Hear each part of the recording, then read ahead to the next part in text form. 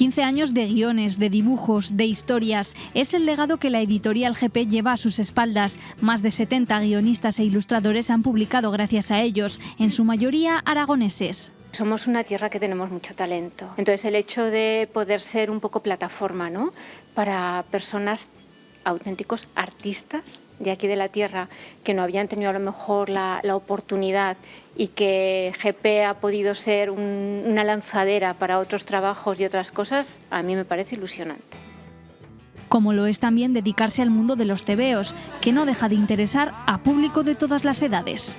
Lo visual, la diversidad de estilos y sobre todo que se puede tratar cualquier tema, desde los temas históricos, biografías, fantasía, todo cabe en el cómic.